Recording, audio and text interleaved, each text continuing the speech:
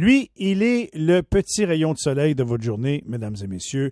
Frédéric, l'avocat, le professeur, l'éditorialiste Bérard. Écoute, Michel, ça fait toujours plaisir de te parler comme tu sais. Puis là, le petit rayon, juste pour en rajouter, je te parle actuellement de Turk and Caicos. Et je blague pas, là. Et j'ai le soleil en pleine face. Et puis je sais que si je continue comme ça, tu vas raccrocher. Alors j'arrête. J'ai la mâchoire qui frotte le clavier. J'ai le palais appuyé contre le micro et la mâchoire qui frotte la barre d'espacement de mon clavier. Je suis vraiment sur le bord de me faire tirer la plug sur cette chronique. T'es là-bas, toi, mon joie le vert. Oui, je te jure. C'était un voyage prévu depuis longtemps, depuis octobre avec ma fille.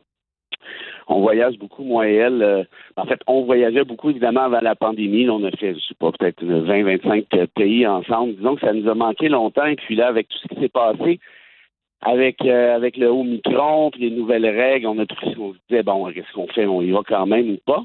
Et on en a parlé, toi et moi, puisqu'il n'y avait pas de politique de remboursement et puisque je suis cheap et je n'avais pas pris l'assurance de $100.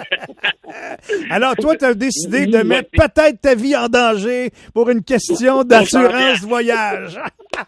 Écoute, moi, je te dirais, j'ai besoin d'un conseiller de vie, d'un coach de vie, fait que si ça t'intéresse, c'est pas trop cher, là. Aïe. Mais hier, quand le ministre Duclos a dit on ne recommande plus, à partir d'hier, les voyages à l'étranger, as-tu eu un petit frisson dans le dos ou pas pantoute? Écoute, t'es pas obligé de me croire, mais j'étais déjà parti. Oui, je te crois. Je suis parti hier à 9h15, puis c'est drôle parce que j'avais dit à ma fille, quand on a eu la discussion, là, peut-être 2 semaines, en disant qu'est-ce qu'on fait, on n'annule pas. Et là-bas, on s'est dit, on verra ce qui va se passer. Je te fais une prédiction, je dis la veille du départ, ils vont balancer une directive du genre. Et tu vois, je me suis trompé d'à peu près 24 heures. Alors, qu'est-ce que tu veux, je vais vivre avec les conséquences de mes gestes.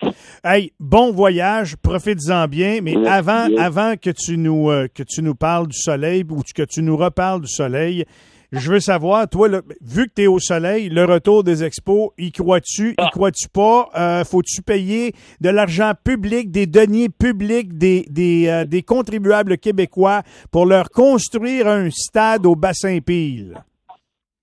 Écoute, je suis sûr que comme toi, Michel, puis comme beaucoup d'autres, je suis un maniaque de baseball. Ça a marqué mon enfance, mon adolescence. J'ai joué, coaché, organisé, en tout cas. Tout ce que tu veux, des souvenirs avec mes grands-pères. Tu jouais à quelle position? Toi, Fred, étais-tu voltigeur? Toi, t'as dû être un coup de gazelle au champ, toi. Non, en fait, écoute, ça paraît pas aujourd'hui si tu regardes ma photo, mais j'étais un minuscule joueur de deuxième but arrêt-court. J'étais plutôt bon en défense, je frappais bien pour la moyenne, puissance absolument 0. Alors, t'étais le premier frappeur de ton club, volais-tu des buts? Ouais, premier, deuxième. Là, j'étais le petit vite qui se rendait sur les buts, là, mais si tu avais besoin de les vider, là, ça prenait le gros en arrière de moi. Aujourd'hui, je te dirais qu'on aurait inversé les rôles, probablement. Bon, fait qu'est-ce que tu penses de ça? Je sais pas si j'ai de la puissance, mais j'ai la shape d'un... Maintenant que tu sais que maintenant qu'on sait que tu aimes le baseball, aimes-tu assez le baseball pour que tu payes de tes taxes pour recevoir un club des majeurs? Il y a 2 affaires, moi, qui m'achalent là-dedans, Michel. Une fois qu'on a dit ça, le truc qui me dérange le plus, c'est celui de la garde partagée. Au final, c'est quoi cette affaire-là? Une garde partagée de clubs, de 2 clubs de balle.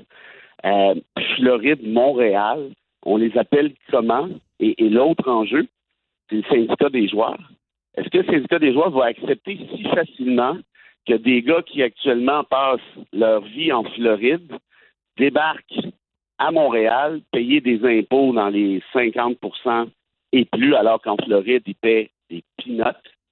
La question du domicile, la question des frais de ci, des frais de ça, les familles. Attends une minute, là, ça, c'est pas si clair que ça va passer comme une lettre à la poste. L'autre chose qui me dérange, c'est, on le sait, à la fin, début des années 2000, moi, j'y allais souvent, mais on était, je sais plus, 3-4 000 dans le stade, 5 000, bien fréquemment. C'était à arracher le cœur. Là, aujourd'hui, on nous dit par définition que les Rays, enfin, ou les Expos, seraient, comme les Rays actuellement, donc dans la division des Red Sox, des Yankees, des Blue Jays. Donc, ils feront jamais les séries ou à peu près jamais? Ben, écoute, tu avais une masse salariale minimaliste à l'époque. Là, aujourd'hui, tu es en train de me dire qu'en garde partagée, tu vas être capable de quoi de plus au fait? Donc, tu ne feras jamais les séries, ça me semble assez évident. Ce qui veut dire quoi? Ce qui veut dire que si tu fais jamais les séries, tu as toujours un club poche. On va encore devenir une espèce de club école pour les clubs riches, comme ça a été le cas pendant longtemps dans les années 90. Tu te souviens quand Grissom partait, quand Walker, Alou et compagnie, je veux dire, à chaque fois, Pedro s'est échangé pour une poignée de change. À chaque fois, moi, le cœur m'arrêtait. Et là, donc, tu recommences ce pattern-là en pensant que les gens vont débarquer au stade. On va y aller la première année ou deux. À un moment donné, on va revenir exactement là où on était au début des années 2000. C'est-à-dire peut-être à quoi? 2000, 10 000. Et l'autre affaire aussi qu'il faut pas oublier, c'est la dévaluation du dollar canadien.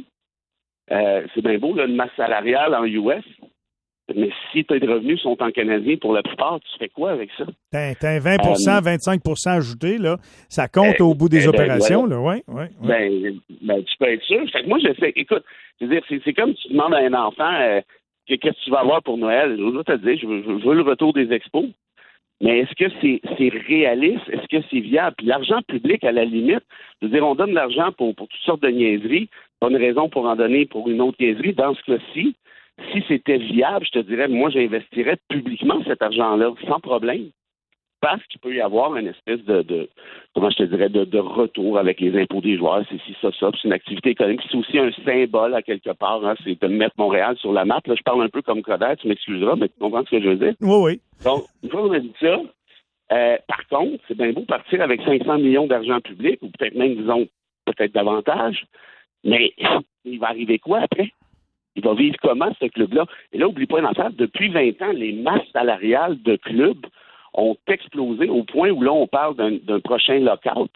Écoute, des gars là, comme Max Scherzer à Los Angeles qui ont 41 millions par année pour lancer une fois aux 5 jours, à peu près 4 ou 5 manches, parce qu'à l'époque, on les faisait durer, tu te rappelles, Philippe Alou disait jusqu'à 100 lancers, c'est bon.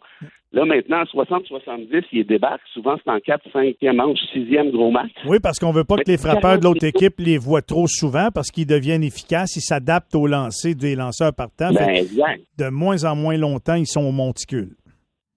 Puis, ben voilà. Puis là, regarde la plupart des lanceurs numéro 1 dans les majeurs avec une certaine ancienneté, là. Ils gagnent à peu près tout ça, 25, 30, 35 millions par année. On va faire quoi, nous, avec ça? On peut pas avoir une masse salariale de 225, 250 millions comme plusieurs des clubs. On peut peut-être même pas en avoir une de 100 millions. Alors, bref, mon argument est circulaire, là, ça tourne en rond, mais tu vois ce que je veux dire? Moi, j'aimerais bien, mais est-ce que c'est réaliste de penser que ça va fonctionner même sur le moyen terme? Ce qui est intéressant, par contre, c'est que les Garber, Bronson et compagnie nous ont parlé d'une espèce de centre communautaire. En d'autres termes, ils disent c'est pas seulement pour le baseball, ça va être profitable à la ville. On ne sait pas trop ce que ça veut dire précisément, mais s'ils arrivent avec quelque chose de sérieux à ce niveau-là, de crédible, ben là, c'est peut-être autre chose. Pourquoi? Ben parce qu'évidemment, l'argent qui est poté là-dedans, on va pouvoir s'en servir indirectement pour d'autres activités qui sont peut-être plus sociales, plus communautaires, comme ils le disent eux-mêmes. Mais là, par contre, là, c'est à eux de mettre le projet sur la table et nous expliquer un peu plus qu'est-ce qu'il y en est, parce que pour l'instant, là, ça reste un peu flou. Je suis tellement d'accord avec ce que tu viens d'avancer, notamment sur l'histoire de la garde partagée. Si on n'a pas de garantie que le club va rester, ne demande pas au public québécois de vous accueillir à bras ouverts, puis de vous donner un stade, puis de contribuer là-dessus. Si au bout de 4 ans, ça ne marche pas à garde partagée, puis qu'ils sacent leur camp à nouveau à Tampa Bay, ben on n'est pas plus avancé, puis on va avoir un stade de construit qui va servir à quoi? Tu sais? C'est ça. Puis, regarde, le plus grand promoteur du projet actuellement, en tout cas publiquement, vocalement, c'est le propriétaire des Rays. Ça, je trouve ça louche.